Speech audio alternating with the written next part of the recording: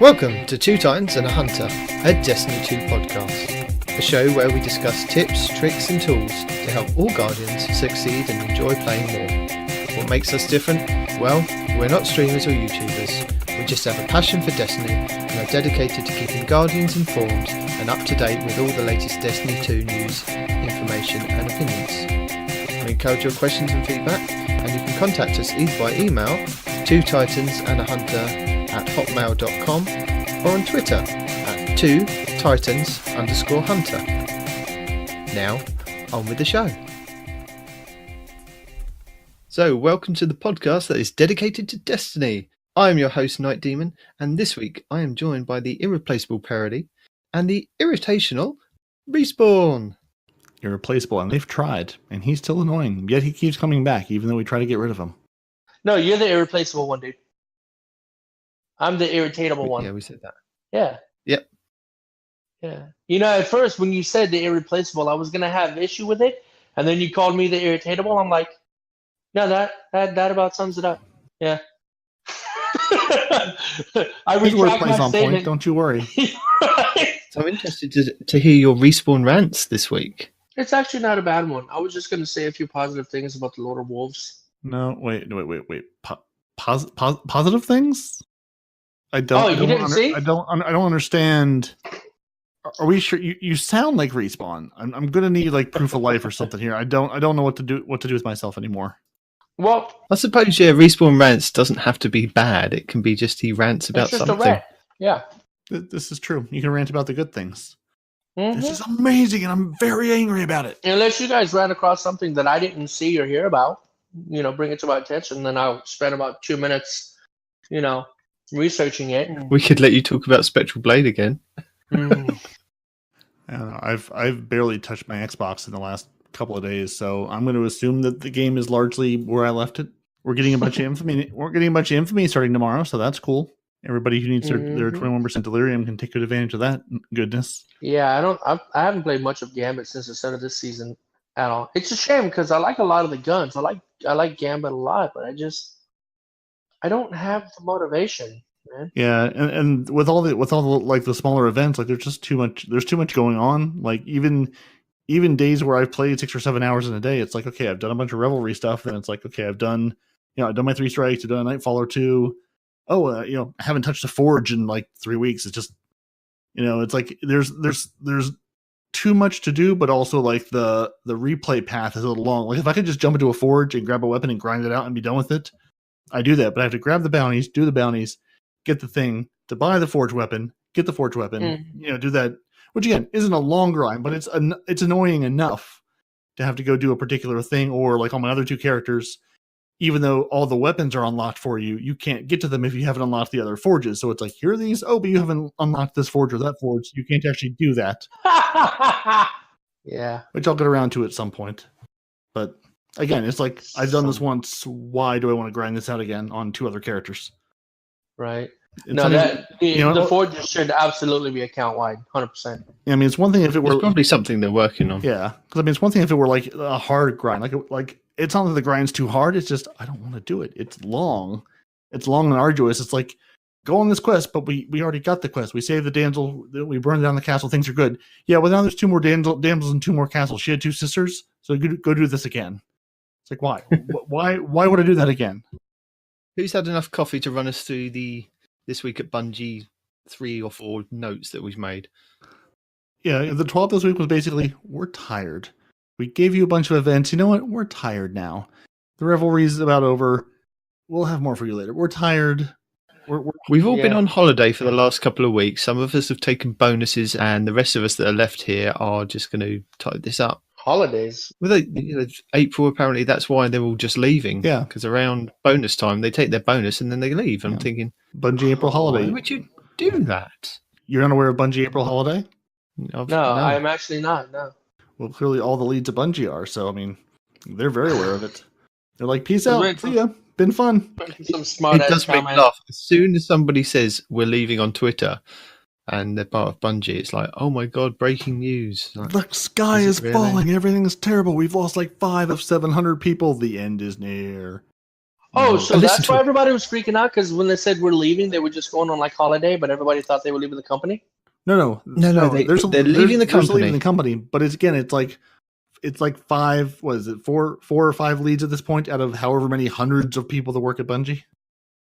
Yeah, I think there's been about 6 people that have officially announced that they've left, and quite a few of them are high ups and people that we've seen on the Vidocs and things. And people are making YouTube videos on it just to freak other people out, going, what does this mean for Bungie going forward? And nothing. It means the person that worked under them When is going Bungie's to get promoted when to their Bungie stock job goes now. down, and you see that they're posting that they're closing up shop, that's when you need to worry. Right. Yeah. So I just did a quick Google. In 2016 they had about 750 people. So guys, we're down to like 744 people left working on Bungie games.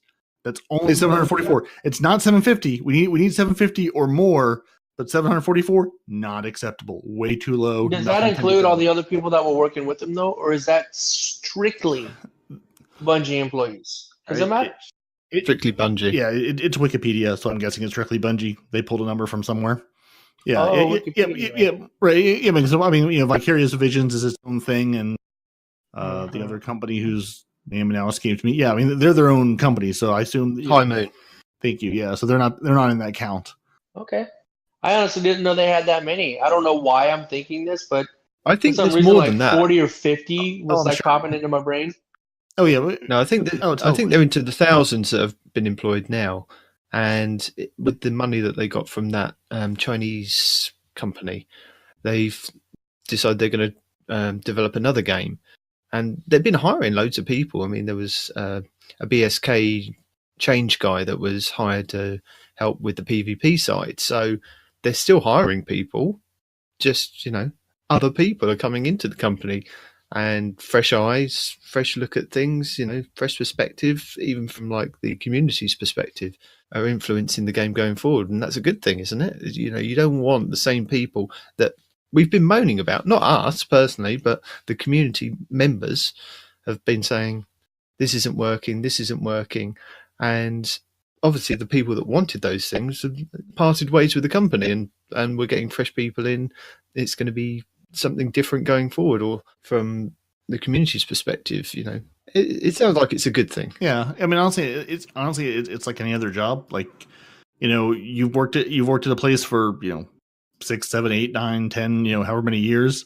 Yeah. You work somewhere. I mean, I think the longest place I've ever stayed at a job is like 3.5 years. I mean, just thinking like working on the same game, the same IP, the same stuff day in and day out. It's like you're gonna get bored of it.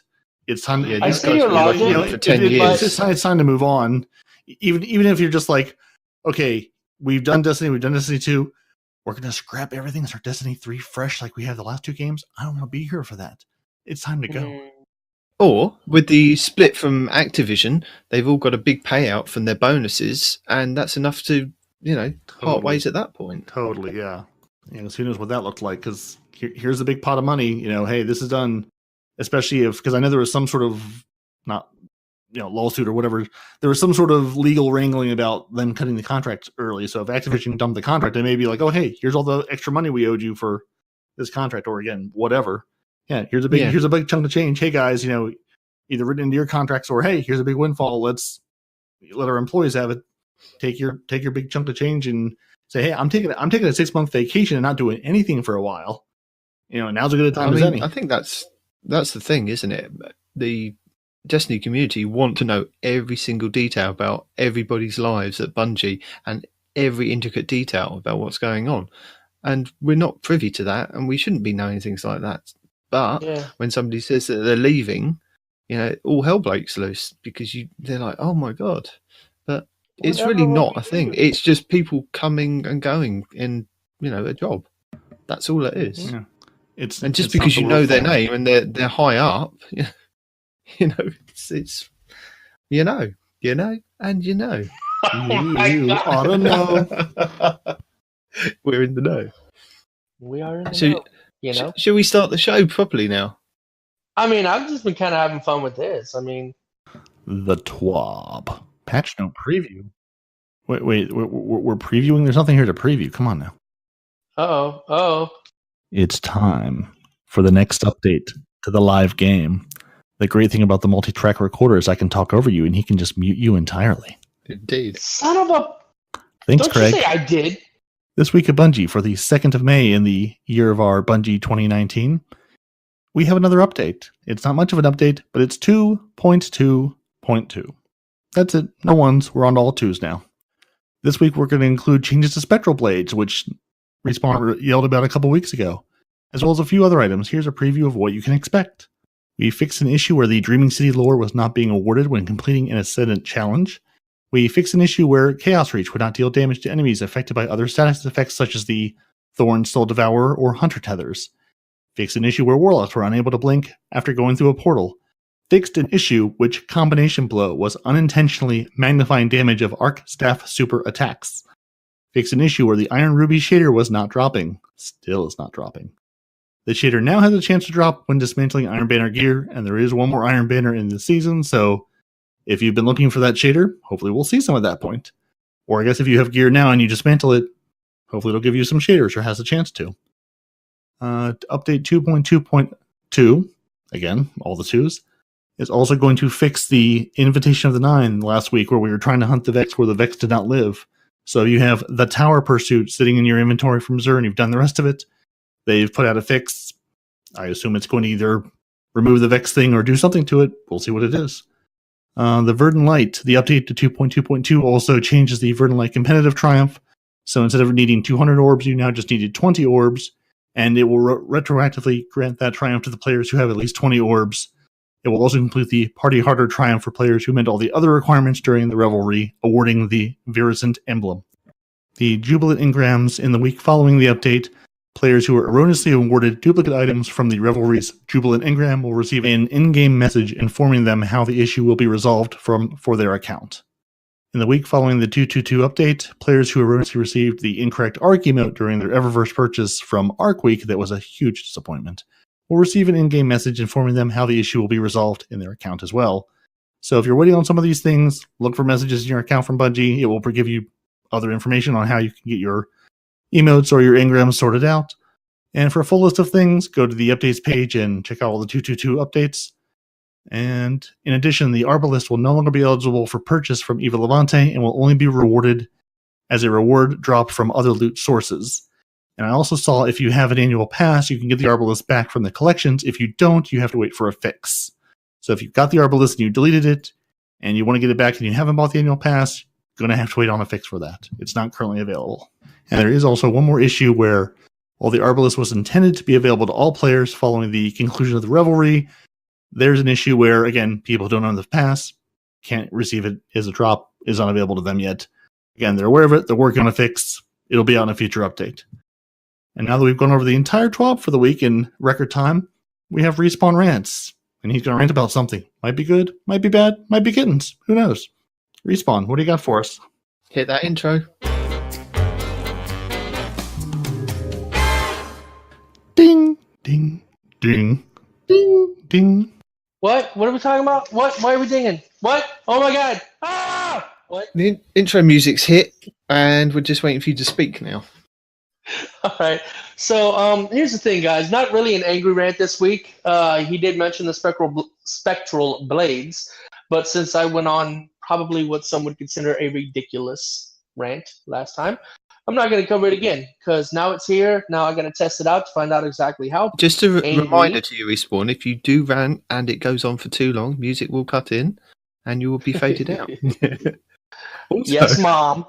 Anyway, if you mess up yeah, in any of your sentences, that will be left in for comic amusement. Okay, so I guess I got to focus right now. Focus. But yeah, so I got to go test the new changes to find out how much they really did interfere with the Spectral Blades. I did play quite a bit of Spectral Blades lately. That way I can get a good feel of it and see how good and or bad they currently are, and to see how good and or bad they will be after the update has hit, right? So we'll test that out before I get to any severe rants, because who knows, maybe it feels a little better, maybe you don't really notice it. Whatever. But the thing I wanted to talk about today, actually, is, and I had a lot of fun with, probably isn't that big of a secret, but the exotic shotgun, oh my god, it was like the wolf. Lord of Wolves. Thank you. Yes, the Lord of Wolves. I had a ton of fun with that gun, right? Granted, you run out of ammo ridiculously fast, but it is really, really powerful. So I was playing with a group. I was a hunter, and we had 2 warlocks, and they both had lunafaction boots and the rift, right? The super rift, and so we're running around. I got full ammo in the shotgun, and they dropped down that rift. Oh my god! In the raid, not the raid. Sorry, in the strikes, I was deleting bosses with the Lord of Wolves before I ran out of ammo. It just does so much damage, and it fires so fast. Like, I mean, we're talking machine gun rate of fires with this gun, and you just hold the trigger down. It's absolutely bananas. So, Lord of Wolves is a shotgun that you probably shouldn't sleep on. Yes, it does use a lot of ammo. Yes, you have to be fairly close. But the damage it puts out is it worth it? I don't know. I'll leave that up to you to decide. I don't think it's quite worth it, but I do think if you're bored and you're looking for something new to use to just kind of keep the game fresh, definitely use the Lord of Wolves. And for all you warlocks out there, use it with a rift and some Luna boots. For the hunters, make sure you got the reload dodge on. Oh my goodness, it is so much fun. But yeah, as far as the rank goes, this week, not really a whole lot going on. You know, not in Destiny anyways. Haha. Anyways, do we add an S? Do we add a Z? Who knows? I don't know. Anyway. But yeah, that's going to be about it for this week. I know it's not really an in-depth rant. There's not a whole lot of emotion involved, but, you know, sometimes things go on in real life that just kind of distract you. And that's going to be it for me for the time being for the rants. Hope you enjoyed it. If you didn't enjoy it, don't really care. Not going anywhere. So sit back and enjoy my beautiful, captivating voices. And that's it. And if you're looking for the Lord of Wolves, you can pick one of those up by running Spider's Wanted bounties. It's a random drop from those. So run those to get the pretty gun to drop, and then use your machine gun shotgun. It's good times. Or if you've got every other exotic from the world, then you can go to Zer, and he will give it to you from his fated engram. That's how he rolls these days. He cheats the spider. Yeah. So if you don't have it yet, you have a really good chance of getting it from Zer. So what was the point of your rant? I don't understand. You were just ranting that it's a good gun. Yeah, basically. I mean, I didn't go too positive or too negative about it, because the negatives is it does run out of ammo really fast. That is a huge, huge downside. But with the damage that it pumps out, it's got to run out of ammo fast. You know what I'm saying? Otherwise, it would just be too good. So I get that. But, I mean, if you can get close to a boss and you can just, like, put down a rift or just keep reloading, the gun's amazing. It's 100% amazing. It's like, it beats out Legend of Acreus. Yeah. Yeah, and that's where the problem of taking it in the Crucible, because you take it in the Crucible and you fire once, and then that auto fire kicks in, and then you're out of ammo all of a sudden. Like, but I just touched you get two. You get 2 of them. You get two bursts in the Crucible, 2 5-round bursts. I did watch a video earlier by True Vanguard where he goes over how to win 1v1s, and he'd done games against top, legendary players, and one of the guys had Antaeus Wards and Lord of Wolves, and he would slide into like the area where True Vanguard was sniping. The sniper gun, his snipe would miss or be ricocheted off the Antaeus Wards. He'd then be close enough to then just Lord of Wolves the guy to death. And True Vanguard was saying that he was having to keep a distance and keep out of the way of this guy, take a few pot shots, and then approach him at an elevated angle further away. But he had, I think it was he had the last word hand cannon, so he would be jumping up and above to the side of the guy so that he wouldn't be able to slide and deflect any bullets. He'd have to kind of play differently, and that's how he won those engagements. But he said it was a very strong weapon for this guy to be using, and a couple of players do use it in comp at the higher levels. Shotgun apes at their finest, huh? Oh yeah. Goodness gracious. But no, it's a good gun in PvE. I didn't use it in PvE because, I like winning. But, I mean, yeah, I'm sure if you know how to use them, it's just fine for you, I guess. I think that's the same with every gun, isn't it? Once you practice, and you'll get used to that gun and the way that you play and how it handles. And you can become, a master at it. It just depends. Mm-hmm. Yeah. You find a gun, you settle down, you get into a committed relationship with that gun, and the guy don't treat you real well. Yeah. Yeah, that doesn't happen. Not even a little bit. Don't lie to these kids, man. Come on. Some people depend on us, and you're just filling their heads full of gaga juice, man. What's wrong with you? My bygones and I are in a very committed relationship. We have flings on the side, but that relationship stays strong and pat and works in everything. Is that right? I love that gun. I know how it feels. I know how it works. I try to pick up other pulse rifles. It doesn't feel the same. And there's something, and I know I don't remember if we mentioned on the show before or just while we were playing. There definitely feels like there's some difference in how like each character handles different guns. Like some guns I feel like, I don't know, they feel better in like the hands of my Warlock versus my Titan. And I'm probably just crazy because there's probably no difference at all in how these actually function. But like the Vigilance Wing feels like it needs to be in the hands of my Warlock. I try to use it on the Titan or the Hunter. Doesn't feel the same. Don't know why. Same gun, same exact weapon because I transfer them over. Just feels better in the Warlock's hands. Don't know. Well, did you ever look at your subclass? Because I know for hunters, there's stuff in our subclass that helps us with hand cannon handling and whatnot like that. So hand cannon feels better in a hunter's hands than, let's say, somebody else, I think, right? So yeah, maybe Warlocks are good with pulse rifles and scouts, and we see all the submachine gun perks that Titans get, right? So maybe submachine guns and shotguns are great on Titans and auto rifles, right? So everyone loves a good you could be onto something. Yeah, it could be. Yeah, I've definitely used it on enough for different things that I don't know. I never really considered the subclasses or what perks I had on, but yeah, I could have something with the pulse rifles that just felt better with that particular gun. I don't know, or maybe I don't know. It might just be my own craziness. Could be just as well. Probably got a 50-50 shot. 50-50. Is that all? I think it's a little higher than that. Come on, 98-2. One or the other. There you go. Yeah, that sounds a lot more like it. Anyway, so what's next on the little agenda we got going on here, gentlemen? Before we get onto that, Peroty, has Pan shared the video or photo with you? The video photo, no. The photo, the one true photo. Wait, let's see. Is this? I did just get a text from him a minute ago. Hold on. Let's see. He sent me a photo from somebody that's just joined the clan, Nolesman. It's Nitedemon, Nollisdaman. So I'm going with Nitedemon. Hey, Panoramics. I heard you on the Two Titans and a Hunter podcast myself, and Queen Anne's Revenge and Brizzle22. So they like Pan. They don't care about the rest of us, but they're big fans of Pan. Now the question: your plan has worked to make see. What I need to know is, did they dance in front of him with the Sunrise Warrior shader on? That's the information we need to know. Basically, they want to join the clan.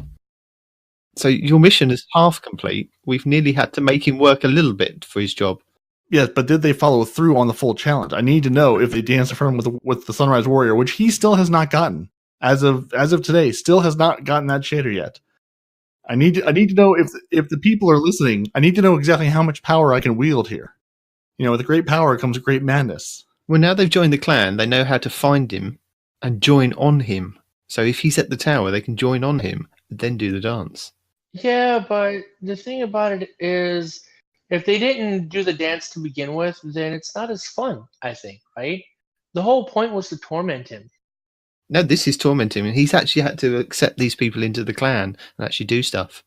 What do you mean he's actually had to accept them? He didn't have to accept them. He does, because normally he farms out the admin roles to everybody else, but he's actually accepted them in. So he's actually done some work. Because it's night shift. It's his time to man the clan button. Yeah. When you see names, you hit accept. That's how we roll here. We have a very strict requirements to join the Frozen Clan. Rigorous vetting policies. Absolutely. No, we've been over this. There's no. we find the cream of the crop who have the proper dances, the proper style, or just send us an invitation. Yeah, exactly. Or proper shaders, or just send us an invitation. Because again, very rigorous process. We go through people quickly around here. So, our main topic of the week is the Revelry, and we're going to summarise and give our thoughts on it. Who wants to go first? Revelry. Gee, what's to say? Let me think. Hold on. I can think of a good thing. Give me a minute. All right. Hold on. There was a weapon, right? That you loved, yes. Yeah. It's a good weapon. Very good weapon, right? So that 3-week event, yeah, good for that one weapon. Yeah, 100%. Yeah. But no, on the serious side, I really do love that gun. It is. I don't think we needed a 3-week event just for that gun. But I think you've got the wrong end of the stick there. It wasn't a 3-week event just for that gun. It was a 3-week event to have fun and get more Guardians to come and play and have a different way of playing the game. Tomato, potato, right? I mean, for me, it was 3 weeks to get that gun. That's what it was.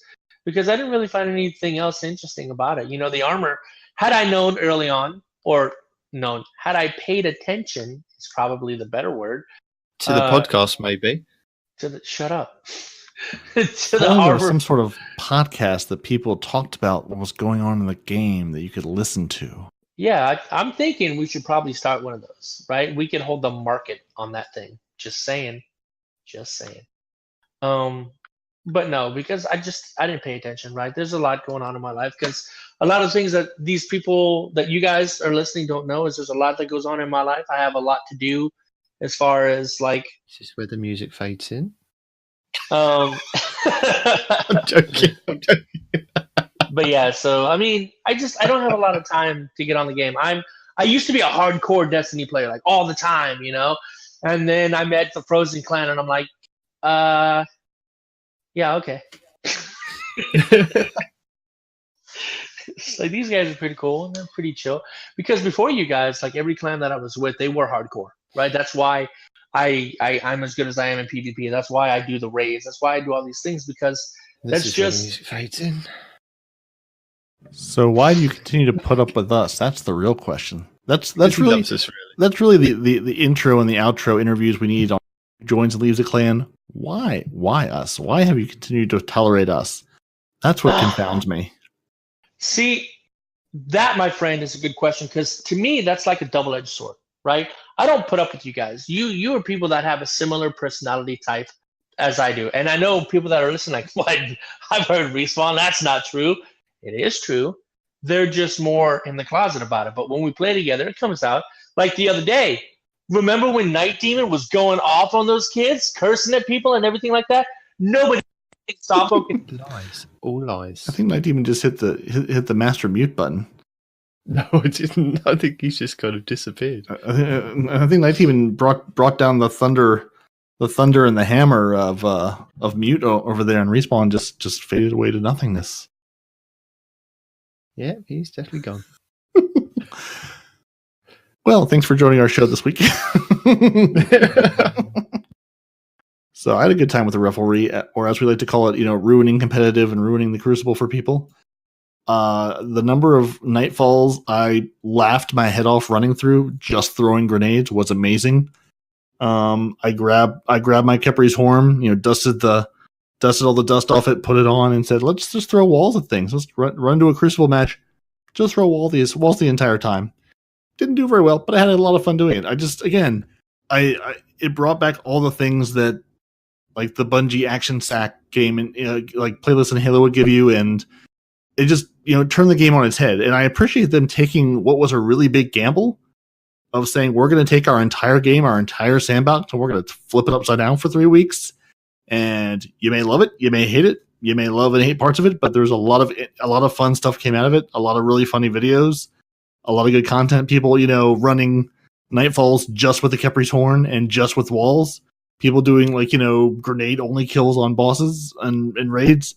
I appreciate just, finding new ways to play the game and having fun with it, going, hey, here's the new set of constraints. I mean, you want to talk about flipping the meta on its head, there's the meta on your head. People running around just dodging the entire time in Crucible matches, or throwing knives nonstop, or just, again, just the raining grenades down upon everybody. I think it was fun. And I appreciate that it felt long enough that you could really enjoy it, because I haven't played much in the last week, but the first 2 weeks I really got a lot of time in and really got to enjoy the content. I still wish I did finally get a pair of wings. I never did get my horns, but I finally got a pair of wings for the helmet. I wish I could use it after this event ended. But it wasn't so much about the gear for me. I got the Arbalist and I got the full armor set and all that. But I just had fun with just the huge change to the game, and I like that there was an Iron Banner during it. I like that the normal things that happen in the course of a game were able to happen during this event. Iron Banner, that was so kooky. Yeah, so I had a blast with it. Again, I jumped into trials. Haha, top secret. Jumped into competitive with 19 for a couple of rounds, and I played. I think I did everything but a forge that week. And then the raids, obviously. But I did almost every other piece of content and just had a lot of fun with it. Jumped into the Reckoning and just threw grenades just the entire time. I'm like, I have a gun, not going to touch it.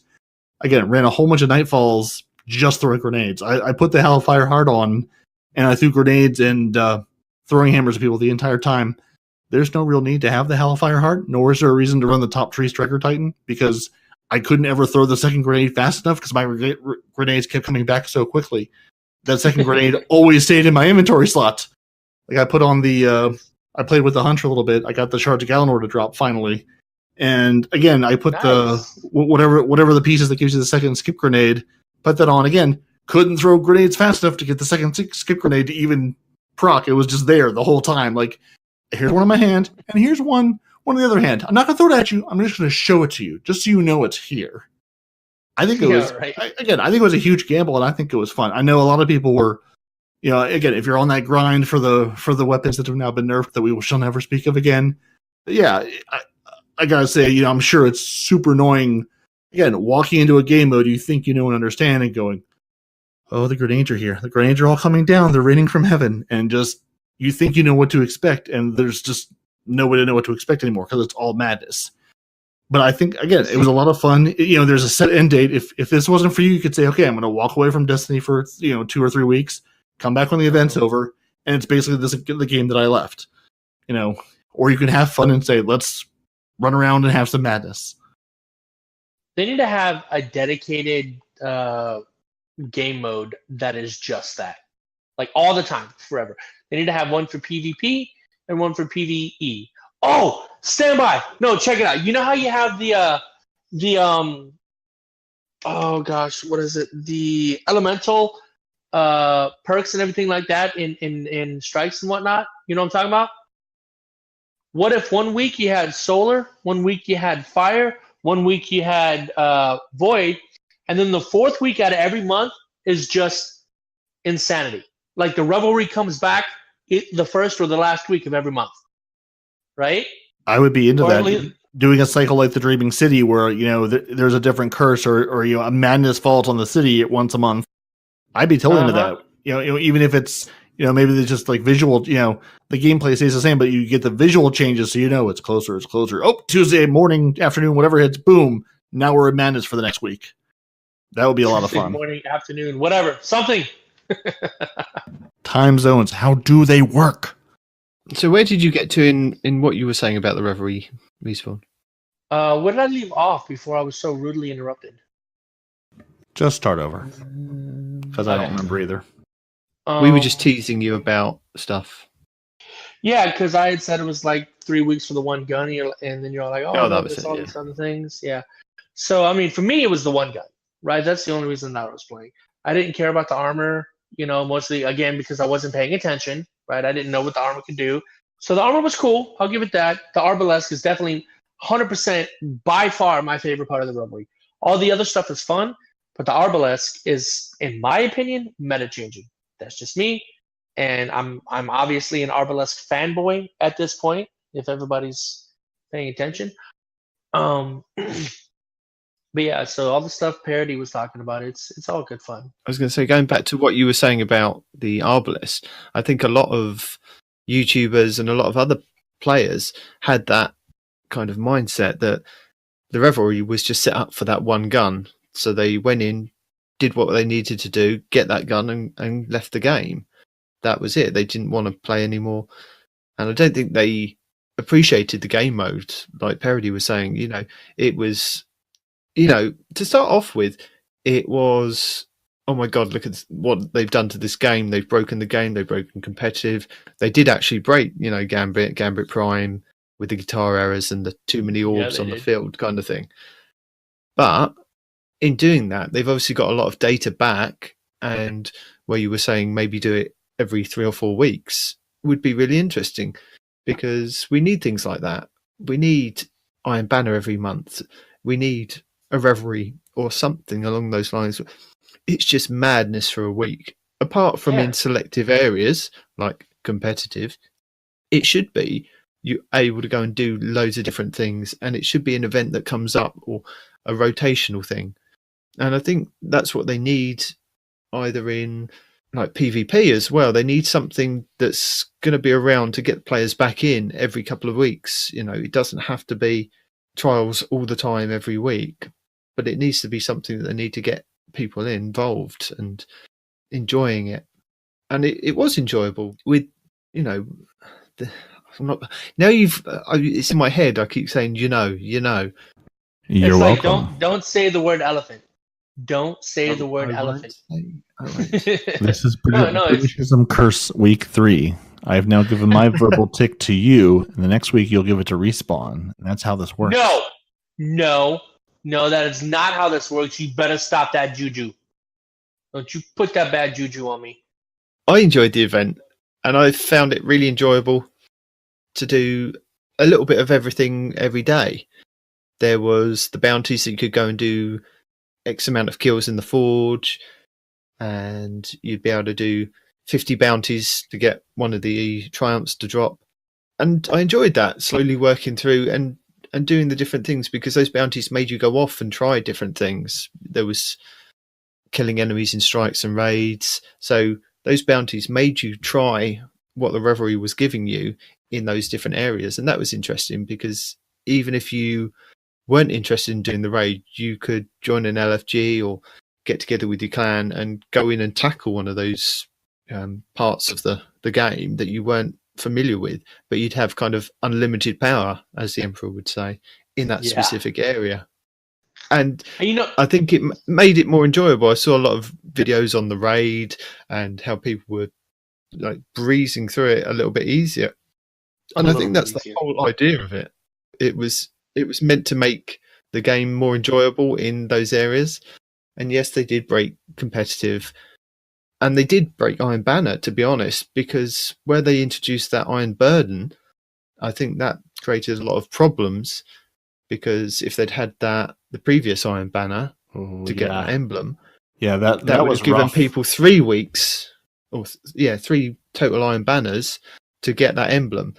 To introduce it while this was on, I think was a misstep, because there was a lot of YouTubers and a lot of other podcasts I've listened to in the last week, and they're all asking each other, did you go for it? Did you go for it? And they're like, no. I did like one game and was like, no, this is not for me. And I think the Revelry had a negative effect on that, to be honest. Yeah, Iron Banner was rough. I got my 507th kill, mostly by using the Jotun, and then I was like, okay, I'm done. I had that brief thought of trying to go for the 2500, but I was like, no, I'm done at 507.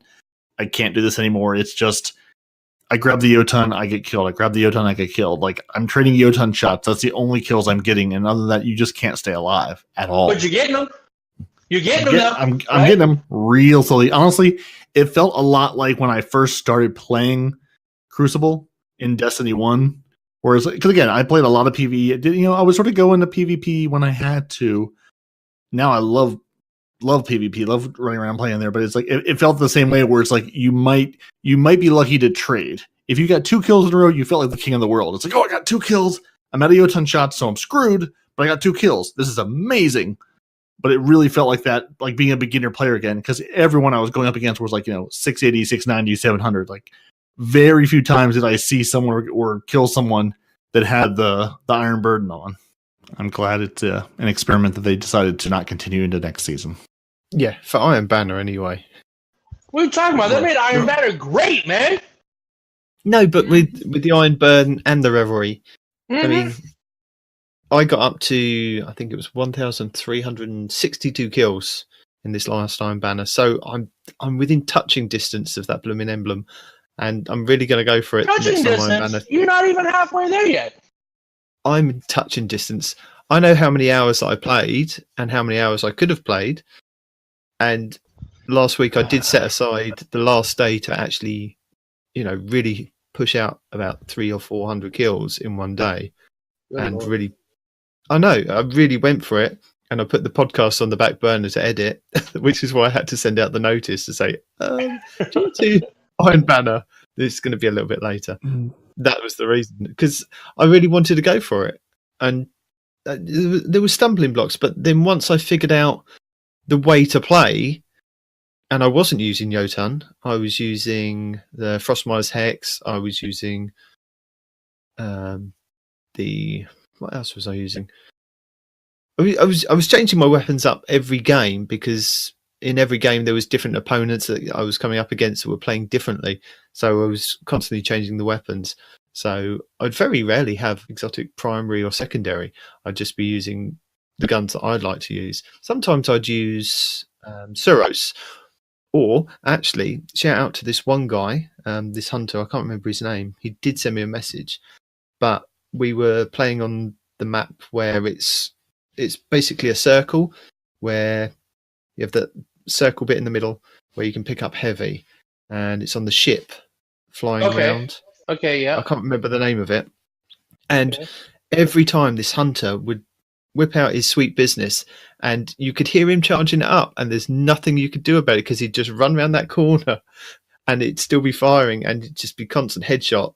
And he took me out so many times. I swapped to the sweet business and actually played him his own game, and it was phenomenal because with the grenades going out and then that spinning up when you saw the red coming towards you. And I took that into comp as well for a couple of games, and it worked out in comp as well. Because that's not a thing I would have thought of, though, right? The sweet business with grenades. Yeah, that's not bad. It worked. For some games, it actually worked, and it was good fun. And he sent me a message saying about, I see you using the sweet business. And I sent him one back saying, you showed me the way grasshopper. It was fantastic. It wouldn't be something I would have thought of to use. Well, but yeah, I had a lot of fun using the Cerberus, man. The Cerberus. Okay. The Cerberus was a lot of fun. The Lord of Wolves was fun, and of course, I had to pull out the colony every now and again, right? Because colony, right? Yeah. Especially when I was on a map where I knew I would be getting heavy ammo pretty often. Swap to the colony and just go ham, man. Just my little spider bots all over the map. Fear me! But no, it was great, man. I still love that gun. That's still my favorite gun. I'm sorry, but I spent most of the last 3 weeks doing the same thing between the colony and the prospector, because I've got the catalyst for both the colony and the prospector, so I've been going back and forth switching them, trying to get those done. I'm at like 80% on both of them. But yeah, the colony, it's filthy, but it's so much fun. I find the colony is easier to do during a mayhem week in Crucible. Totally. Because people very rarely pick up the heavy. So thank you, because you reminded me, because that's what I was going to bring up. We were talking about the Revelry, how it should come back in the whole game, once a month or whatever, right? But then you have Mayhem, right? Mayhem, all your supers charge faster, right? Revelry, everything else charges faster. You know what I mean?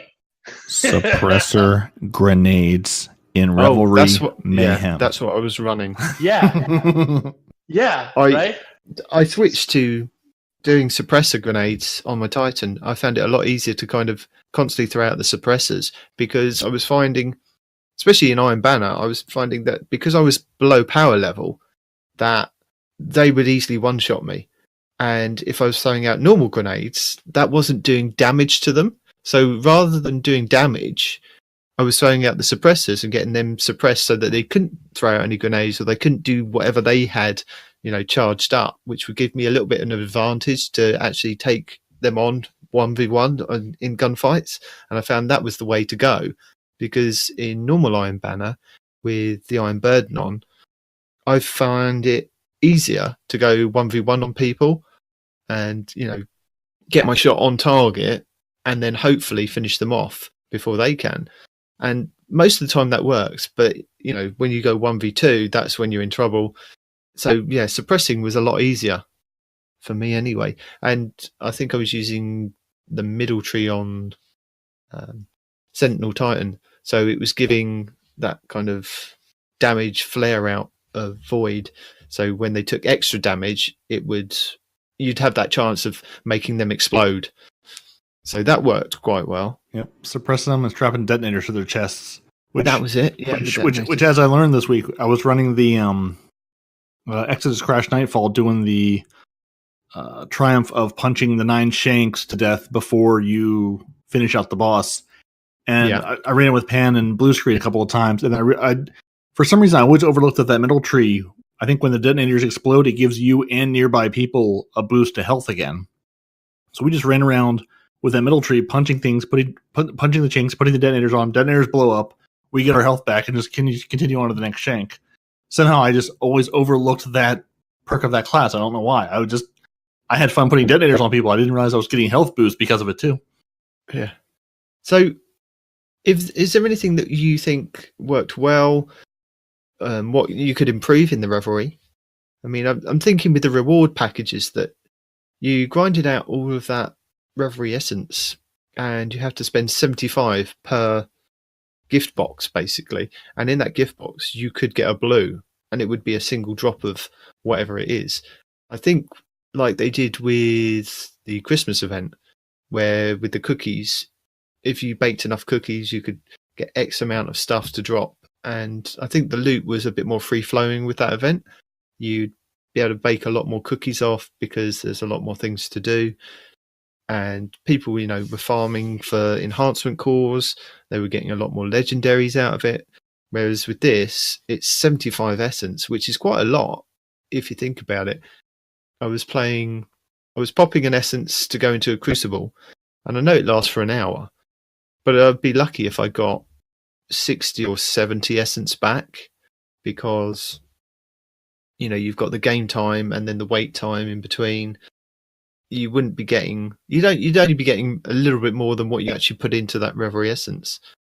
I think I found the best way to actually farm for it was actually going the Verdant Forest, because if you managed to get a good team that got to the bosses and you killed all 5 bosses, you'd get quite a lot of that essence from the chests at the end. Plus you'd get your legendary drop as well. So I think the only thing that I would improve is either drop the cost for the gift boxes, or triple the amount of stuff that you get for the essence, or even actually give you more stuff in those reward boxes. So rather than just reward you with blues, if you got blues and you got planetary materials and you got maybe a 50-50 chance of an enhancement core, because again we're all enhancement core poor, it should be something that they should have kind of leaned into a little bit more, give you more in those gift boxes than just the one item. Agreed. But I think if you do too much of that, right? You make it too low, or you give too many rewards back, it kind of takes away from the economy. I do think they should get rid of blues. 100%. Get rid of damn blues. They should not be in those boxes, right? But I don't think that they should really change the prices or the rewards too much. Meaning how much essence you get back. That's what I meant about rewards, not Would you not blues? Would you not think that just getting a blue and a couple of tokens was a bit of a slap in the face? You'd worked all that time. You spend Yeah, like that's what I'm saying. No, get rid of 20 blues. minutes in the 100%. forest. I agree. You take out all those 5 bosses, you'd probably get about 75 essence from that chest at the end. You go back to Eva, give her that, and you get 1 blue, and you're like, really? I've worked all this much to get 1 blue from you, woman. And then they had that glitch with the fact that if you did it across multiple characters, say you were jumping from character to character and knocking out all the bounties, and every now and then you'd go to and buy a package, you wouldn't have that much of a chance to get the wings and the horns. You'd have to just focus on unboxing basically on one character to get those items to drop easier, because you'd get more and more of a chance. I think that was a bit of a misstep on their part as well. Those items should have been something maybe you get from the chests if you've defeated all 5 bosses. It should be a chance at getting something else from there. Either that or just let you buy them flat out, right? Yeah. Like the Iron Banner, just let you buy it. You know. I mean, there's been a lot of talk in the last couple of weeks about Borderlands. I mean, you talk about Borderlands, don't you, Respawn? The loot explosion, and the amount of loot that you do get, and they flood the player with so much loot that's unbelievable. And I believe that Destiny has slowly been doing that, because I've been finding I'm getting a lot more enhancement cores very sneakily. That, you know, there's a lot more dropping from when I'm dismantling stuff, or I'm getting more of those scrapper bounties to drop. And when I'm playing in tokens, Well, I guess that's your good luck. I have yet to receive that good fortune. I would like some good fortune when it comes to enhancement. But to be fair, if I got good enhancement core fortune, I might lose my exotic luck. So I think in the end, I like the fact that I get all the exotics and no enhancement cores. So, you don't need good enhancement core luck if you could be good enhancement core glitch lucky. And then you never think about enhancement cores again, and then life is good. Yeah, I didn't now, that do being that, said, though. I'm not sure I've spent like a single one that I got from that. I'm just sort of hoarding them, like looking around like, my precious, my enhancement cores, I must hold you. Now watch, next season they'll like get rid of them completely, so I will have hoarded them for nothing. But I'm sitting here going, these are mine. I have to save them for the right moment. It's like a precious gem. You have to sit on it and polish it up and going, the moment will come where this will be perfect. And then you need to use them. I will wait so long the time will pass. And a good blast furnace. That's what you need to do, bro. Yeah. Well, now that the Revelry's over, I can go back to the... Because I have a decent kindled orchid, but I have a terrible blast furnace. I keep getting things out of the Black Armory with absolutely opposite perks on them. And I don't know why. Like, the first weapon I get always has opposite perks. I want you to jump in the air and crouch at the same time. No, I can't do that. I need you to aim down sight, but also hit fire. Nope, sorry, can't do that either. The grind is real. Yeah, it is very real. But hold on, listen to this, right? I'm pretty sure I ranted to you guys or somebody. I've ranted to somebody about this, right? So you know the sword that you get from the forges, right? Everybody was looking at that god, roll because it can do so much damage even when you don't have ammo. Yeah. Right? Here's what I got. My very first forge sword, right? Where's it at? Is this it? Give me a second. I gotta find it first. I think this is it. Give me 1 second. Let me just look through these other two. Okay, well, one of these is it, right? So here we go. This sword dropped with, I had the Surrounded, it had Assassin's Blade, and it has Enduring Guard and Burst Guard with Enduring Blade and Tempered Edge, right? Anybody who's gotten, myself included, the actual exotic roll sword, I have on this regular legendary the exact god roll on the sword, right? I didn't know that could happen. So I was running around with this god roll sword, not realizing that it was the god roll until I got my sword to drop, and I look at it, I'm like, wait a minute. These are the exact same perks. Only difference is I have the choice between Burst Guard or Enduring Guard. And what that does is it gives me a lot more ammo without any sacrifices. So in essence, my legendary non-exotic roll legendary sword is actually slightly better than the exotic roll. I'm like, what? Curated roll, you mean? Curated, thank you. But so what are the guards on it again? The guards are Enduring Guard and Burst Guard. Okay, so Balance Guard is the one that you get on the curated roll. Yes. But if you look at I have the curator rule. I have it here with me, but it's not as good because the enduring guard gives me much more efficiency than the balanced one. And if you can get the stronghold gauntlets drop on a Titan, when you block, it doesn't use any of that ammo as well, which is the only thing I can think to use those dumb things for. Yeah. No, this sword, I'm going to tell you, this sword with the surrounded, and you have the surrounded mod on there like I do, it does ridiculous amounts of damage. I'm not even kidding you. I'm not blowing smoke. I'm not just saying, hey, this is cool and I have it, yada, yada. The sword is actually viable in this game. You can use it without feeling like you're sacrificing something for it. We slightly digressed. So, anything else with the Revelry? Would you change anything? Did you? I enjoyed it, and I think the 3 weeks. I'm going to miss it now. With the unlimited grenades or the unlimited shields that we put up, and skip grenades as well. Unlimited skip grenades for your hunter. That was fantastic. I only get one grenade like a pleb. Daggone it. I did enjoy the fact that the Revelry gave you a chance to level up your character, whereas I'd left my Warlock behind for a couple of weeks, and I was able to do all of bounties 1 week because it gave me all 5 pieces of armor, and then the next week I could do the same again, and it would boost those same pieces of armor, and then for the 3rd week I could do the bounties again, and it would boost me up to 700. I was that far behind. And that was perfect because all I needed was armor. And I was able to do the specific bounties and then pop each one when I needed to then get to the next point in leveling up. So that was great. I think it was a good idea. I didn't have to wait on RNG. It was, there it is. That's what I needed to do. And I was able to do it. And I think if you were able to get on for those 3 weeks and level up your character, you've now got 4 weeks to then do what you want to do to prepare for the next season. And I think that was a good thing. And then light level goes up again. Yay! And I think it will be missed. In all honesty, I think people will miss it. I'll miss it. I'll miss it. Yeah, I will. I do already. Yeah. But you saying that you only played it for the gun, how can you miss it? Because, when you're getting the gun, it's fun. No, I think that's the gun too. Like a proper player, he is now going to delete that gun and then never touch it again because now that the event's over, just like the horns and the wings, he can never use that gun again.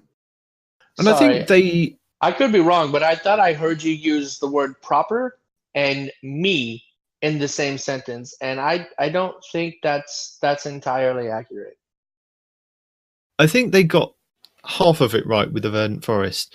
I think with the Christmas event, was it? No, actually, I think with the Haunted Forest. Oh no, it was the Haunted Forest, wasn't it? The Halloween event where it was quite a short period of time that you could go into it, and people were saying, no, we want more, we want longer, we want to have a kind of horde mode. This was a proper horde mode. You could just go on for wave after wave after wave after wave. Yeah, but you had to do it within the timing. I want the horde mode where your enemies, not just can you defeat these enemies in the time that's given. No, the horde mode that I want, and I'm pretty sure I speak for a lot of people, is not racing a time limit, but racing the increasingly difficult and increasingly numerous enemies that are coming at you. And I've heard that from a lot of people saying that they'd want the increase in power for the enemies, and I think that's a good thing. Important. And numbers, yeah. But I think they did kind of half get it right. It was an unlimited kind of horde mode that you could do. A lot of people were saying with each branch, once you've got to the next part of the branch, it then increased the difficulty. Only by like 10 light up to possibly 700. So from, I think you could go in the minimum, I think it was 200. If it then increased every branch that you completed up by 10 light, and then you could then possibly get up to 750 to really push yourself against that, or even maybe 800, because some people go in like minus 100 in their nightfalls when they first come out. So it could possibly push some of the top tier players. But I think this was more geared towards the casual player that just wanted to go in and play with randoms. It worked out really well with randoms because even if they weren't very good or there was no communication, you could still Doesn't get through matter. to about... Grenade City. Yeah, but you could still get through to maybe 15 to 20 waves and have a good amount of time to defeat those 5 bosses.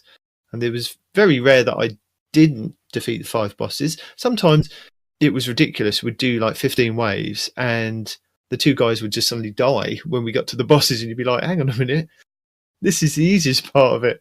It's, you know, but again, you also got that incentive of doing the 2 boss kills and got an enhancement core, and that was for each character each day. So that was another thing that they've put in there to get the enhancement cores. So I think they've listened that way. But I agree with you. Maybe another path where you had this version of it, you had the firewalled version of it, and maybe you had the increased difficulty version for next time. And what they could do is, as you progress further and further into that forest, you get higher and higher rewards till maybe you get exotics, like exotic sparrows, exotic ships, or even exotic weapons or exotic drops. You know, if you're going beyond 700, then as you go up to 800 light and you defeat those bosses at the end, you should be rewarded with, you know, a plethora of rewards. You know, there should be enhancement cores. It should just be a loot explosion, a bit like they had now, but more. And you're guaranteed kind of an exotic engram at the end of it. I think you'd find a lot more people would have played it and gone for that exotic drop, because let's face it, even if you did 1 run per day for those, you know, 3 weeks, that's an exotic every single day, and that would be enough to kind Assuming of you make it that far, right? Yeah, but I think you'd find that there'd be a lot more LFG people going, right, we want to get this done, we want to get far more exotic engrams. And if it was a guaranteed place to get an exotic engram that, again, is balanced to, you know, as a knockout system, it would have made a bit more encouraging gameplay. Right. I think, though, if you're going to do something like that, you need to remove, this is going to sound funny, don't laugh at me, but you need to remove exotic protection from that mode. I know exotic protection doesn't exist, right? Yeah, no, I got you. But because if you didn't, you'd have all the exotics way too quick, you know? And that wouldn't, that for that person that's got all the exotics that fast, you know, then what? You go grind for legendaries and whatnot. I mean, yeah, you can, but for a lot of people that I talk to, their main focus is exotics. You know, they're looking for this exotic or that exotic, or they're trying to make them build with this exotic. You know, whatever. You know, their main focus is exotics. So, I mean, if you make it too easy to get exotics, then, you know, it might crash the game economy. You know? No, but I think what I enjoyed about Destiny 1 with the exotics towards the end was the glass needles, where you could re-roll the exotics that you got, and you could then re-roll them until you got to the perk set that you actually wanted on those armor pieces. Yeah, and I think that's the problem with Destiny 2, is there's not enough exotics dropping, and when you do get an exotic, it is, some of them are slightly different. You know, I've got 3 pairs of the same gauntlets, the Syntheseps, and they've all got different perks on them and different roles, and I use them in different areas. And I think that's the thing with Destiny 2, you need to have more exotics dropping, because I've got one Mask of the Quiet Man, or whatever it is, you know, the one. Yeah, Mask of the Quiet One. Mask of the Quiet One, and I want to see if I can get a better roll on it. You know, I don't want the roll that it's got. I think it's got enhanced heavy listing, and I don't want that on there. I want something that's going to enhance my gameplay for that mask. And I've only ever had one drop, and the one that's in the collections is completely different. I think it's got bow targeting on. I don't want to pull that out, so I'm stuck with the one that I've got. And if I'm playing constantly, what kind of person are you, man? Not the Mask of the Quiet One, for me anyway, for my gameplay. But that's what I mean. If there were more exotic drops in the world with different roles on them, I think that would be more exciting. And I think having the Verdant Forest dropping exotics. I didn't see one exotic drop from those chests at the end. Maybe other people did, but I didn't. Same. I did not. No, I didn't either. I think that would have been a way of getting people to play more, and be in that area.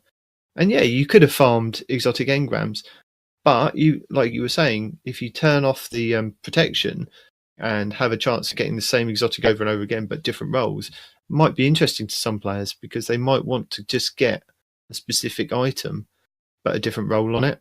Peroty, you were going to say something before I cut you off earlier. Yeah, but he's not important. It's fine. Keep going. Who knows what I was going to say earlier?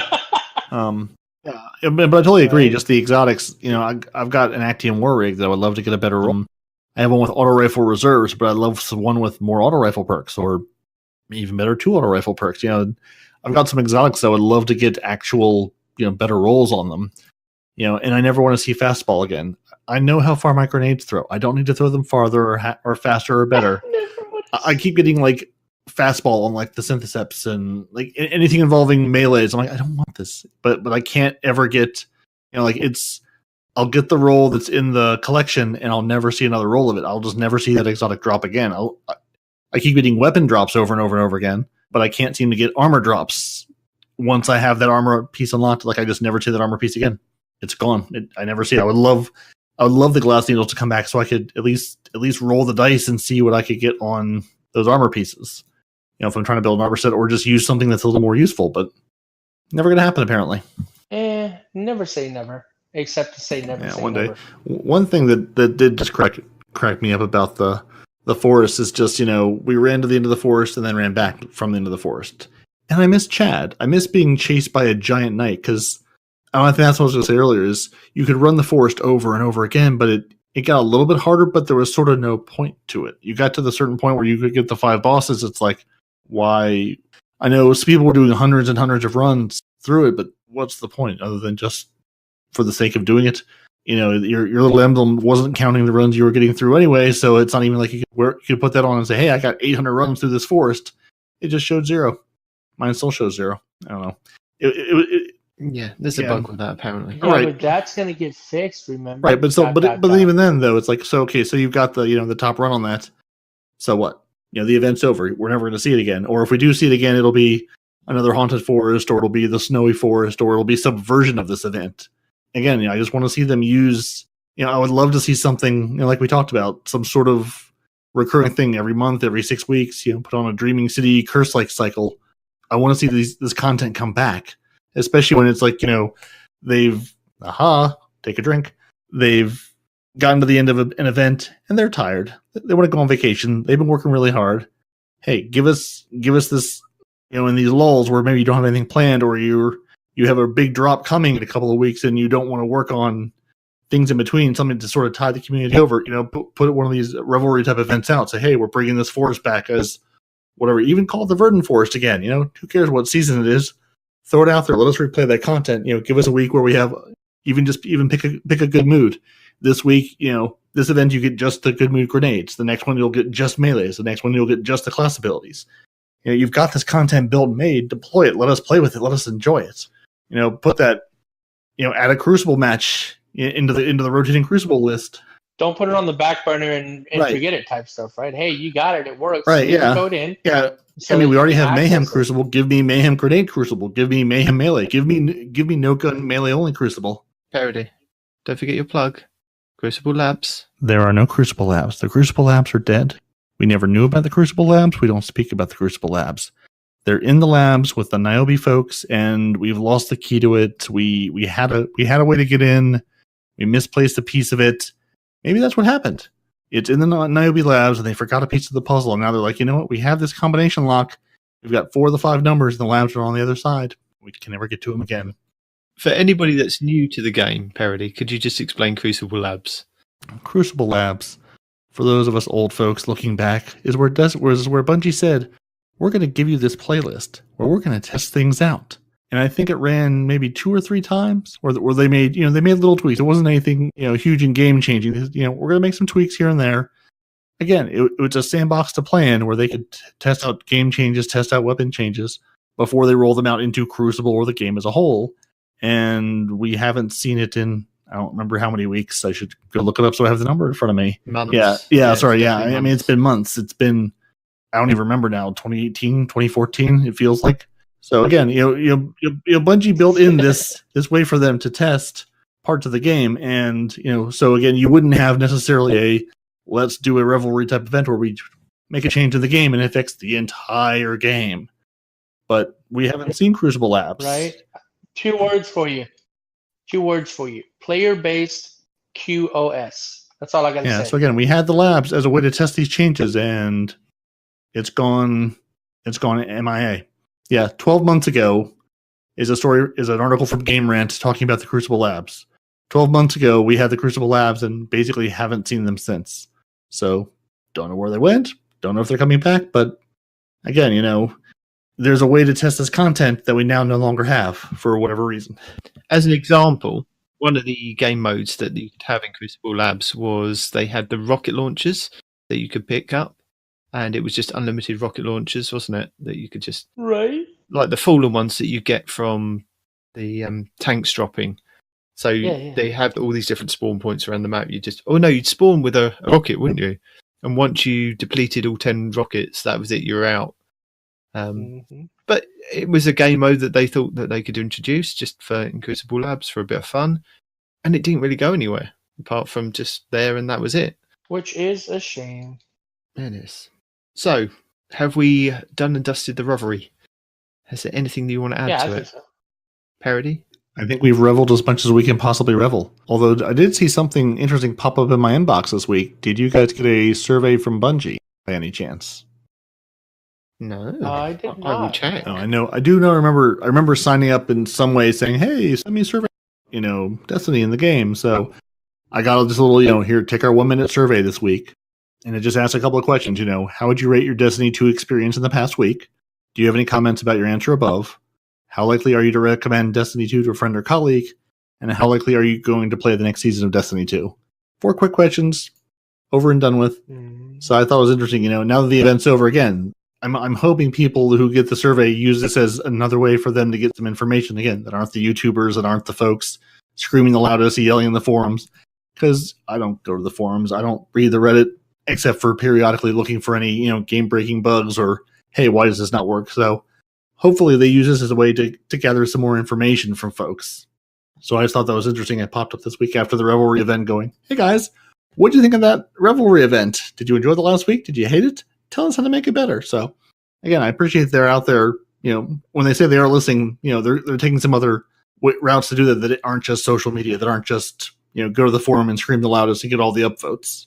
My cries fall upon deaf ears. So, news and information. As I think Peroty did mention earlier, Double Infamy in Gambit and Gambit Prime starts on Tuesday the 6th of May, and it lasts for the whole week. It'll probably be Triple Infamy by the weekend, but they haven't actually said that yet. But we definitely know it's going to be Double Infamy. So anybody that's trying to grind towards their 21% delirium, here's your chance. Remember, if you can grab as many bounties as you can and turn them in for that week, you'll get double the infamy points for that as well. We have a couple of information and news parts from Reddit and on the forums. So Cosmo mentions Xur not having random rolls is still being investigated with no ETA on the fix. They've had feedback about the quality of life improvements to Escalation Protocol, Blindwell and Forges and the Reckoning. They've all been forwarded to the team. Forges not giving... Apparently, Escalation Forges... Protocol. I know. Apparently, Forges are not giving Clan XP, and this has been brought up with the team. Feedback to add Trials weapons to the comp loot pool has been forwarded to the team, and those links I will link in the show notes for us. DMG also goes on to say Faction Catalyst will become available in the summer, and they'll release more details on the sources closer to the date. I'll link the forum post for that. But if you're new to Destiny and missed out on the Faction Catalysts, these were 3 different catalysts for the different factions that you could get. So you had Future War Cult, Dead Orbit, and New Monarchy. And 2 of those don't exist, by the way. Future War Cult had the Sunshot Hand Cannon catalyst, and that increased range and stability. Graviton Lance was with Dead Orbit, and that was better target acquisition, aim assist, and range. And the Sweet Business, which was with New Monarchy, gave you a greatly reduction in flinch.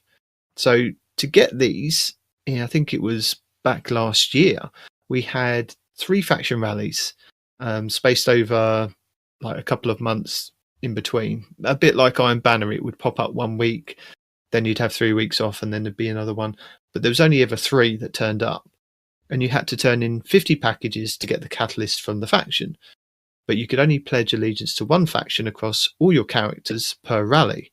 And seeing as we only had 3 rallies, you had to do it in that specific week. Otherwise, you missed out because you could only pledge once. So to grind it out and get the objective tokens, you had to get 20 tokens per package, which basically totaled 1,000 tokens to get the 50 packages to unlock.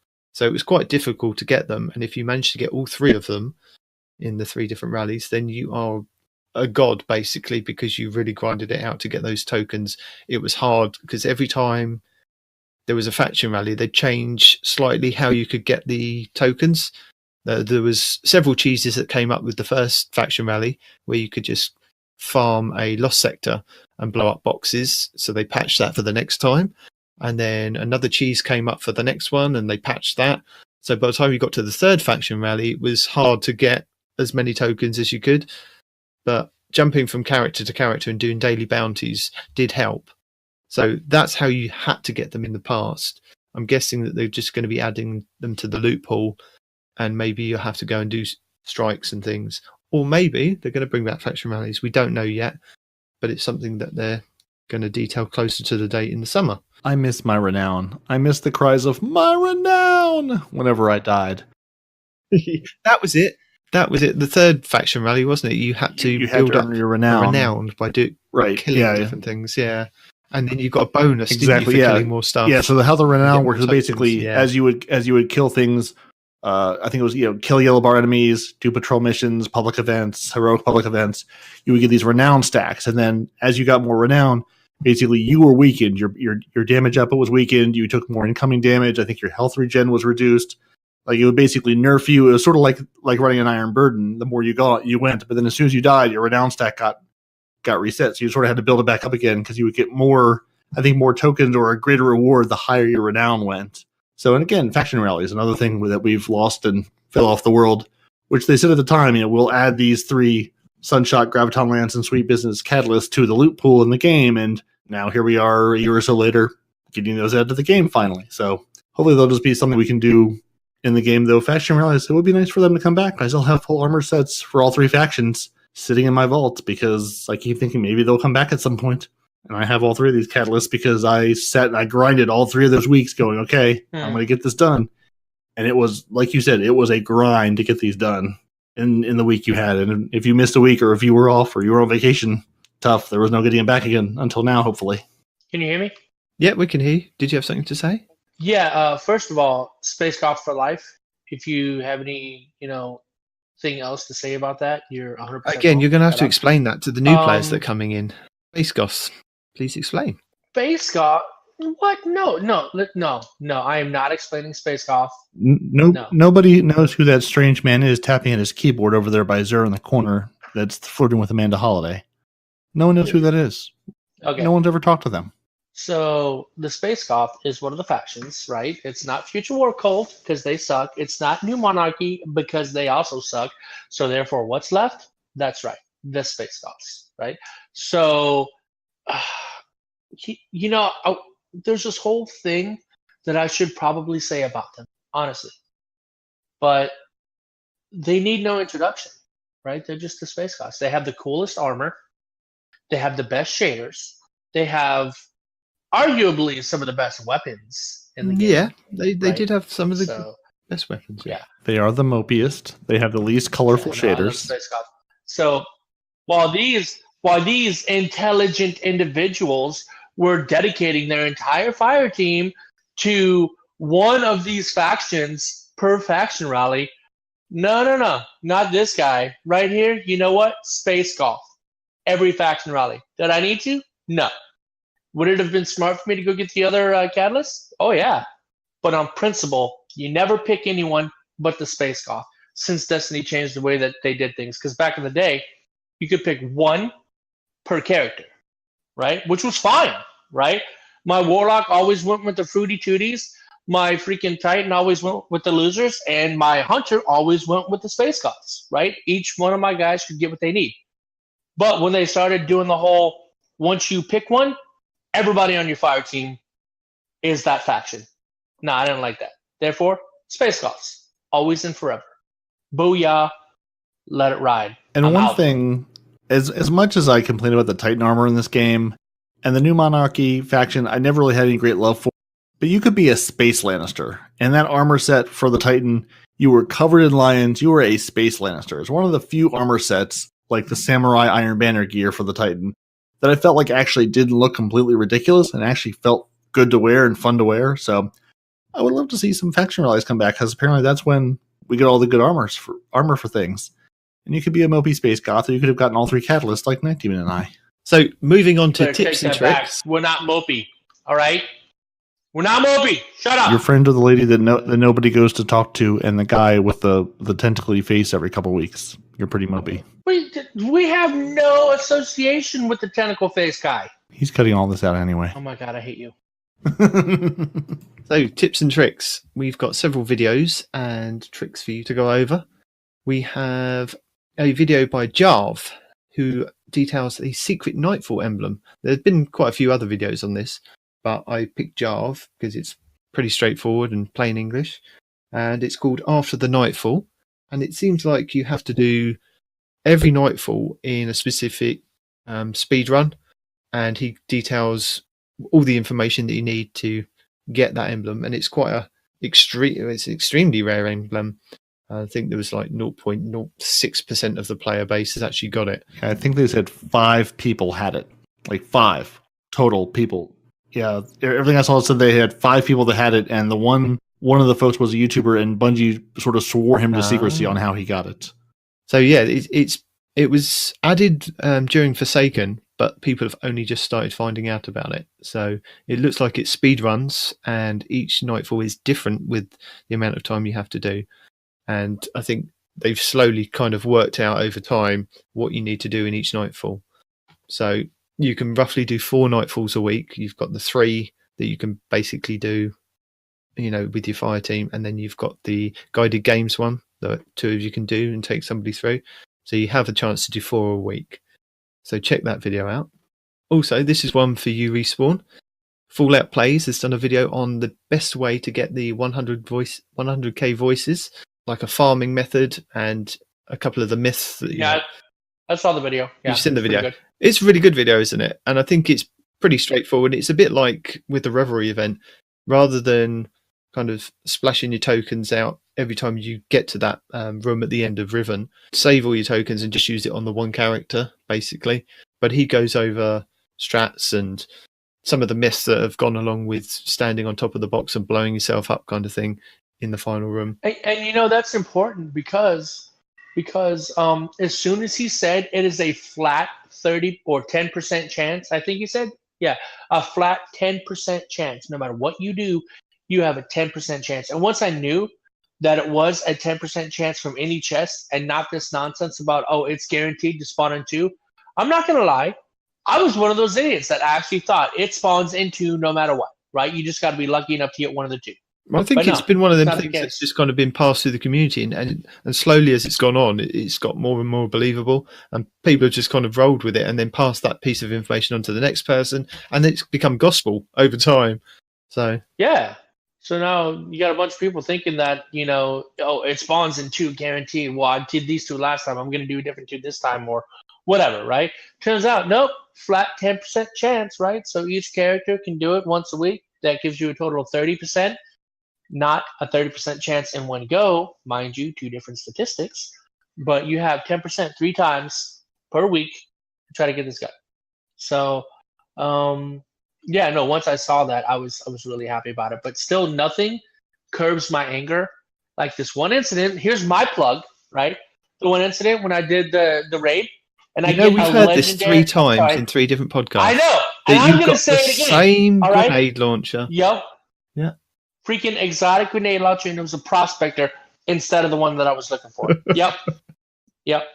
I think I've cut it out of every other I still haven't been back to the raid because of that. To this day, We'll have to go because I haven't been yet, so it'll be interesting. You can teach me the ways. Yeah, no, it's super. You and I will go in. We'll get it to That's drop what I'm on thinking, our first while run he's in through the and say, party. I don't know what you guys are struggling. Yeah, absolutely. Dude, I can't even begin to even attempt to describe how tilted I would be if that happened. Yeah. Because I've seen other randoms get it, and it tilts me. But if you guys go in and either one of you pick a time, we will live stream it because I want to see Respawn melt. We're going to have to get you a camera because I need to see you melt down in real life. Now, of course, I say that I have the world's worst RNG, so it's never going to happen.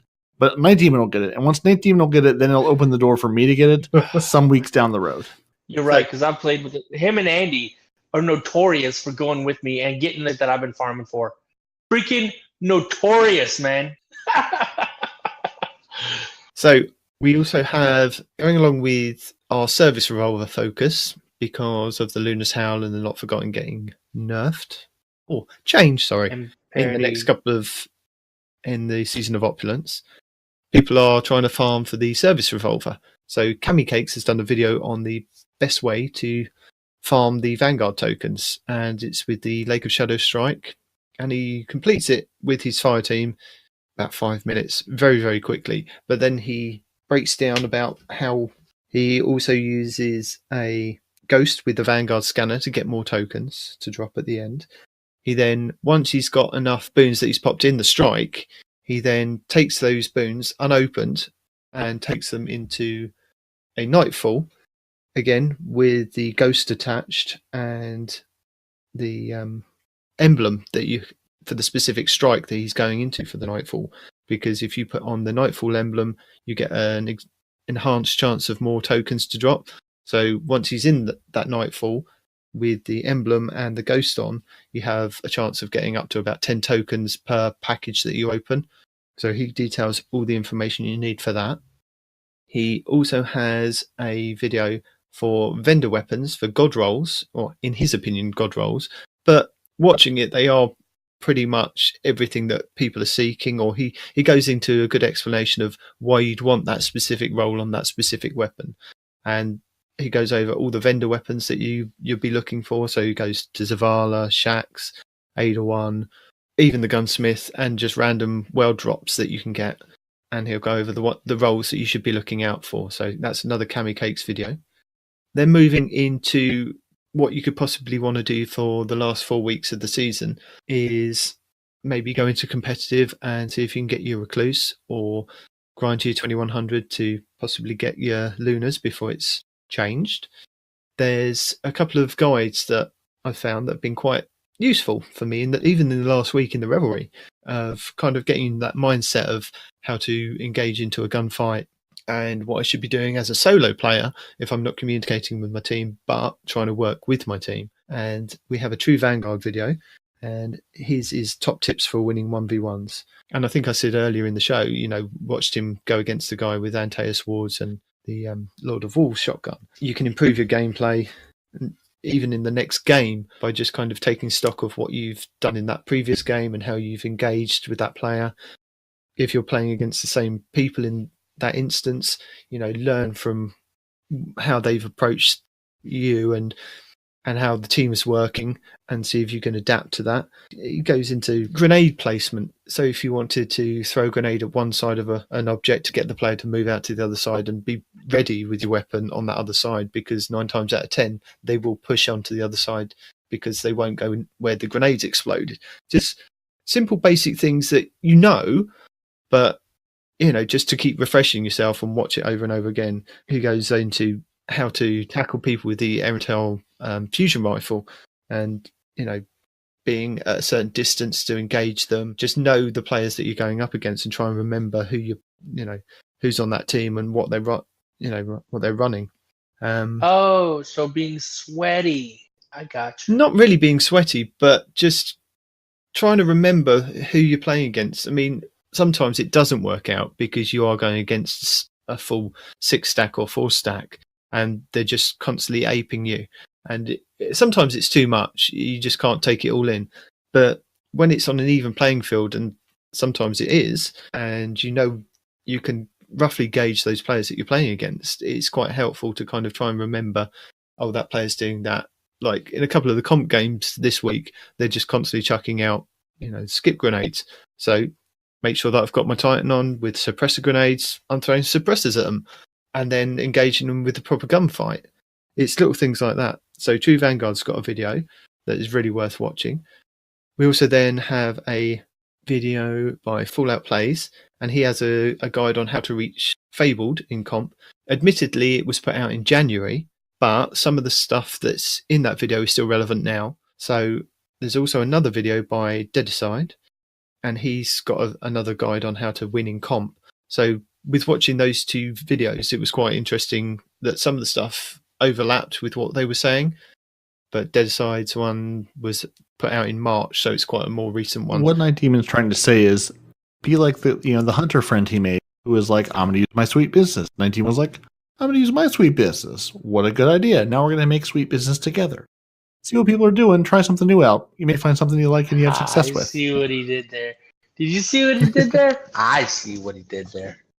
Well, no, I mean, both the guys, they go over, how to play with teammates, your loadouts, your subclasses, using supers wisely, the maps and the game types, and again, communication. If you're not being able to communicate with your team, if you're playing solo, make sure that you're kind of trying to communicate with your team by how you're playing and being with them, not too close but not too far away, especially in the Revelry this last week, with the grenades that have been chucked out. I mean, I know it's going to change in this next couple of weeks, but you've got 4 weeks to the end of the season. You still do have a good chance to get those pinnacle weapons. And the last video, again, is by Jarv. He's put the best steps to prepare for next season. And with that, it's things like stop infusing things now. Gather materials, do enhancement core activities on each character each day or per week. So to build those up. Farm on the Tangled Shore for and Dreaming City for Etherical Spiral, is it? Is it Etheric Spiral? And the Baryon Bows, because they can't be purchased from the Spider. Get you 2 enhancement cores per day from Spider. Stack your Ghost Fragments, so you're ready to go. You've got 20 Ghost Fragments ready to go in the next season to then purchase the Spider bounties in that first week. Edge your exotics and your pinnacle weapon quests to like the last step or near enough completion, so that when the new season does come, you can push them over and then you'll be able to pick those up and they will be higher light for you to then progress further. Stack your Petra bounties and your dark fragments, so make sure that you've kind of done 7 of the Petra bounties and leave it at that kind of thing.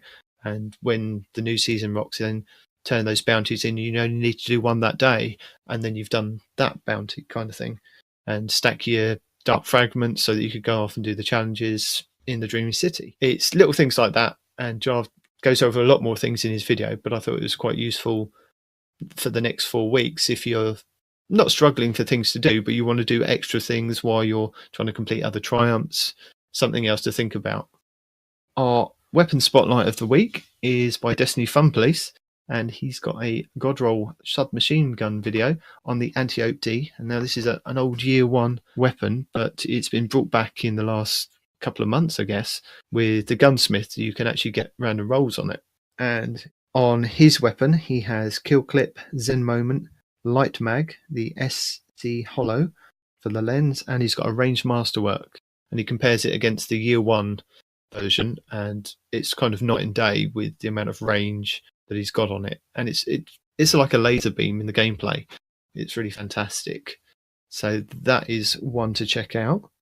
Also, slightly going back to the guides on comp and the videos for that, there was also a Reddit post that has really helped me in the last couple of weeks by XX Chemist XX, and he's built a glory rank calculator. So what you can do is a Google document that you can copy and paste, and then once you put in your glory rank, it will then calculate how many games that you need to then play with the bonuses to get to the different levels.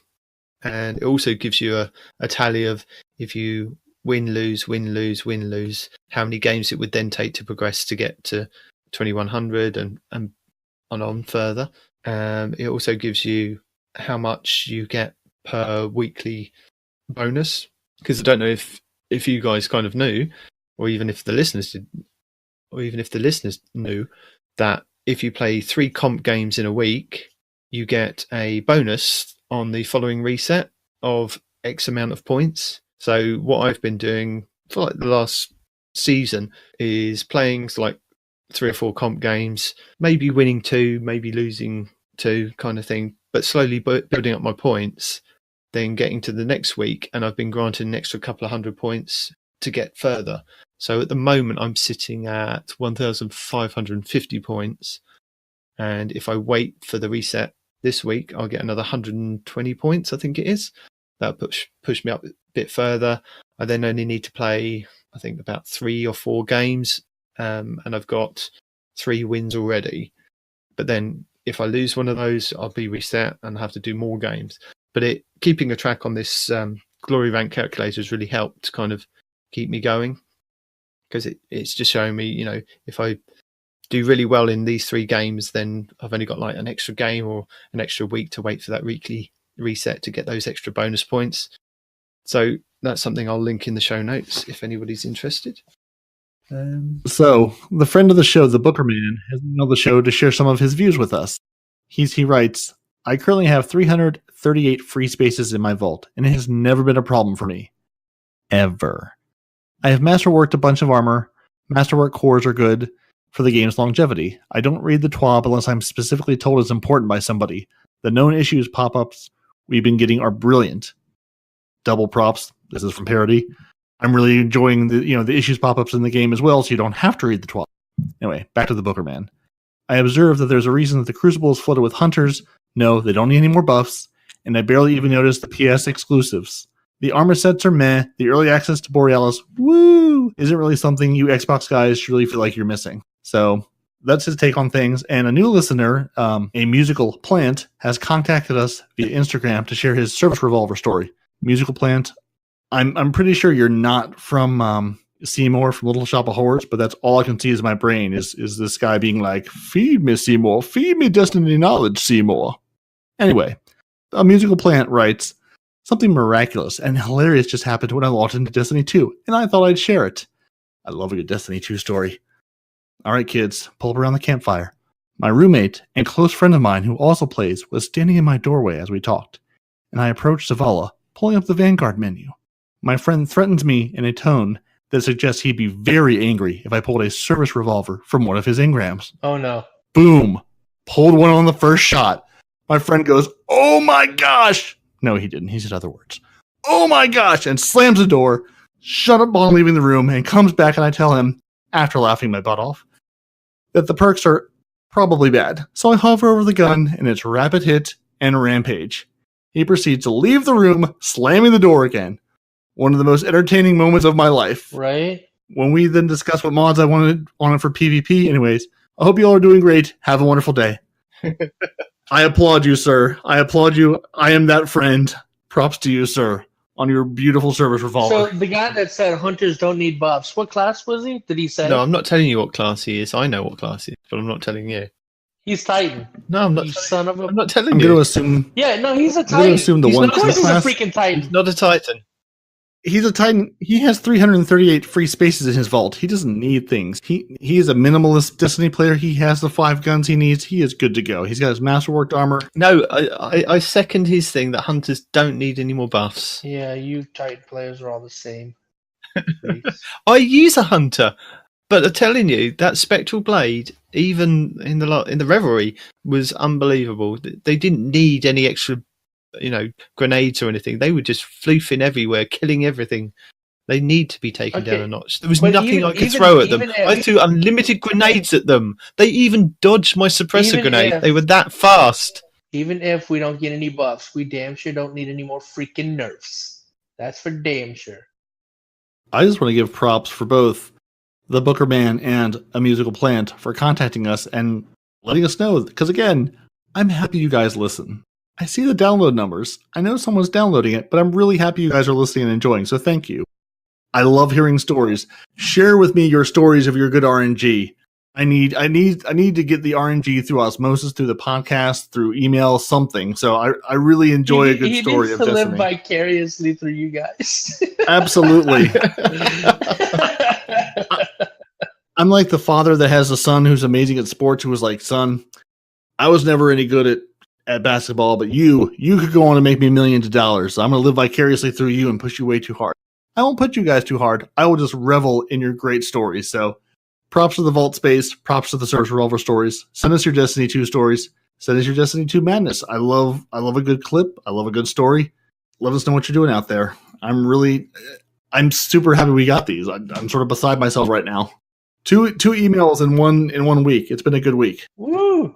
That makes what, 3 emails since we started this? Or if you guys have any views that you want us to discuss on the show, we'll be open to doing that as well. Or if there's something to read on your behalf, we'll be, willing to do that as well. But again, thank you very much for contacting us.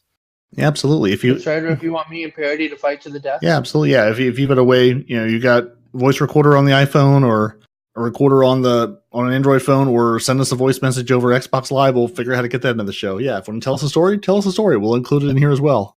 And I think with that, unless you guys have anything else. No, that's it. That's it from me. All right, the Brits out of things to say, and we're out of pages of the document. So thank you for joining us this week. Your Titans are always our Peroty and Nitedemon.